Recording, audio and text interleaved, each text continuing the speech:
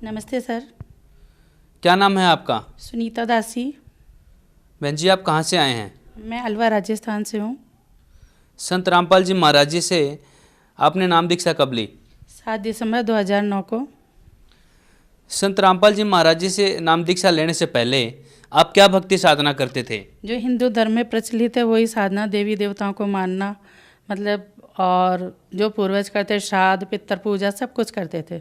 व्रत भी रखती थी। मैं छोटी सी थी जब से मंदिरों में जाना, जैसे महिलाओं को, बुजुर्ग महिलाओं को देखती थी उनके अकॉर्डिंग कि मैं उनका पीछा, जैसे वो परिक्रमा लगाती तो मैं भी लगाती थी, सब कुछ वो करती थी। मैं छोटी सी से मतलब पूजा अर्चना में बहुत ज़्यादा मतलब मुझे श्रद्धा थी। नवरात्रि हमारे मायके पक्ष में होता नहीं था, लेकिन मैं देवी जी को बहुत ज़्यादा इष्ट मानती थी, इसलिए घर वाले मना भी करते थे तो मैं पड़ोस में जाके नवरात्रि की पूजा करती थी। इस पे मेरी बुआ बोलती भी थी कि तू क्या कर रही है, अपने घर में ये होता भी नहीं है, फिर भी पता नहीं तू क्यों देवी को मानती है। लेकिन मैं फिर भी चोरी छिपे जैसे भी मैं देवी जी की पूजा करती थी। बहन जी, आप इतनी भक्ति साधना कर रहे थे, यहाँ तक कि आप देवी जी को चोरी छिपके से भक्ति करते थे देवी जी की। यह भक्ति साधना करने से आपको क्या लाभ प्राप्त हुए? सर लाभ की तो बस कुछ भी प्राप्त नहीं हुआ, क्योंकि 14 साल की उम्र में ही मेरी मम्मी का निधन हो गया था। मैं जानती भी नहीं थी कि भगवान से क्या, किस तरह से पूजा अर्चना करनी है, किस तरह से क्या मन्नत मांगनी है। हमारे अलवर राजस्थान में ही भर्तरी बाबा की स्थान है, धार्मिक स्थल है, वहाँ पर सब सवामनी वगैरह करते थे। तो मैं बहुत छोटी थी तो मैं वहाँ पर मैं भी गई थी धार्मिक स्थल पर। भर्तरी बाबा के सामने कहा यहाँ पे जो भी मांगते हैं वो मन्नतें पूरी होती है।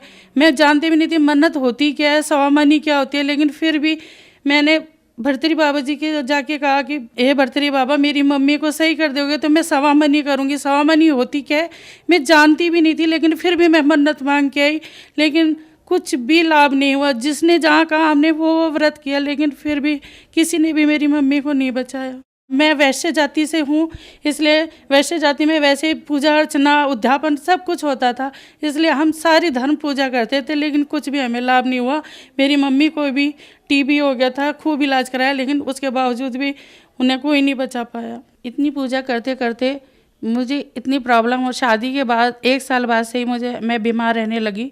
बहुत चारों तरफ डॉक्टरों को दिखाते थे, लेकिन डॉक्टर समझ ही नहीं पाते थे कि इसको क्या बीमारी है। किसी डॉक्टर ने मतलब फिशर का ऑपरेशन कर दिया, किसी ने अपेंडिक्स का ऑपरेशन कर दिया, उसके बावजूद भी मेरी बीमारी एज इट इज़ बनी रहती। डॉक्टर कहते पता नहीं ये है क्या, हमारी तो समझ के बाहर है, इसके लिए तो कोई बाहर से ही डॉक्टर मंगाना पड़ेगा। कोई समझ ही नहीं पाता था। फिर मैं इतनी ज़्यादा बीमार रहती थी, तो जब मेरे पिताजी का देहांत हुआ तो मेरी बुआ जी आई थी बॉम्बे से। उन्होंने कहा कि तू इतनी ज़्यादा बीमार रहती है तो हमारे गुरुजी हैं, तू उनके पास चल, वहाँ पे जाके तू तेरा ना सारी समस्या ख़त्म हो जाएगी। तू इतनी बीमार रहती है, इतने धर्म मतलब झाड़ फूंक सब कुछ करवाया सर। हमारे मतलब ससुराल पक्ष में इन चीज़ों पे ध्यान नहीं देते थे, लेकिन मेरे भाइयों ने कहा कि मेरी बहन का डॉक्टरी इलाज फेल हो गया तो इन्हें झाड़ा फूका कराया जाए। तो जहाँ भी जो भी कहते कि आज रात के 2 बजे लेके आना है तो रात के 2 बजे लेके जाते। किसी कहे कि पुल के नीचे ये कर आओ, कि सिंदूर लिया, कोई मृगनैनी का वो खा लो, जो कहा जो हमने किया, लेकिन मैं मौत के मुंह में जाती रही, कोई हमें बचा नहीं पाया। जैसे रात होती तो रात होते ही मेरे शरीर में अजब सा पेन, इतना ज़्यादा कि जैसे करंट लग रहे हैं, शरीर में आग कोई जला रहा है मेरे शरीर को, इस तरह की पीड़ा होती थी। सब सोते थे लेकिन मैं पूरी रात तड़पती थी, मतलब जैसे बिना पानी के मछली तड़पती है इस तरह से मैं तड़पती थी। कोई मतलब इलाज ही नहीं था। और सब ये कहते कि दुर्लभ जी जयपुर जैसे बड़े हॉस्पिटल में मेरा इलाज चला, और डॉक्टर भी ये कहते थे कि ये तुम्हारी मेंटेलिटी है, तुम्हें कुछ भी नहीं है, कुछ रिपोर्ट में तो कुछ आते ही नहीं है, कुछ भी नहीं है तुम्हें। बहन जी, फिर आपको संत रामपाल जी महाराज के बारे में कैसे पता चला? बॉम्बे से मेरी बुआ है केसरमई, तो उन्होंने ही मुझे बताया कि बेटा तू इतनी बीमार रहती है, एक बार हमारे गुरुजी के पास जो भी जाता है सही हो जाता है, उनके पास सारी इलाज मतलब बीमारियों का इलाज है। तो हम गुरु में कोई विश्वास नहीं करते थे, आश्रम वगैरह हम मानते नहीं थे कि आश्रम में तो ऐसा वैसा होता है, मतलब जिस तरह से अभी 2-4 आश्रमों का वो निकला, इस तरह से हम समझते हैं कि आश्रम वगैरह में हम बिल्कुल भी विश्वास नहीं करते थे। तो हमने कहा कि बुआ जी ऐसे बोलती हो, ये भी कोई होता है, गुरुजी ऐसे कर भी सकते हैं क्या? तो हम नहीं मानते। फिर बुआ जी ने कहा नहीं, एक बार चल के देख कि वहाँ पे क्या होता है। फिर हम उनके कहने पे आश्रम गए। फिर उन्होंने नियम बताए कि नाम लेने के लिए, तो फिर नियम हमें थोड़े से वो लगे।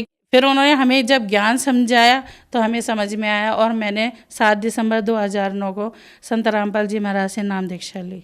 क्या जो आपकी बीमारी थी डॉक्टर डिटेक्ट नहीं कर पा रहे थे, आपको अजीब सी जलन होती थी, और ये सब बीमारी संत रामपाल जी महाराज से दीक्षा लेने के बाद क्या ठीक हो गई?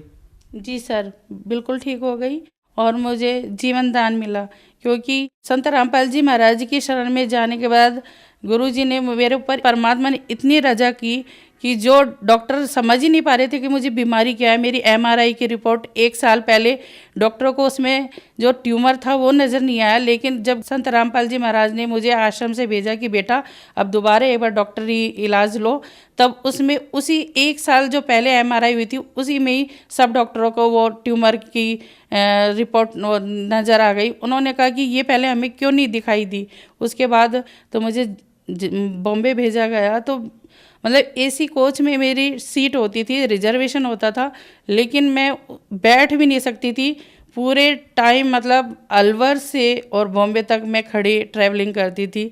मुझे देख के सामने वाला भी रोने लग जाता था, इतनी तड़पती थी कि कोई भी मुझे, मतलब कोई सो ही नहीं पाता था। सब देखते थे कि ये कितनी तड़पती है, इतना ज़्यादा पेन होता था कि बता नहीं सकती।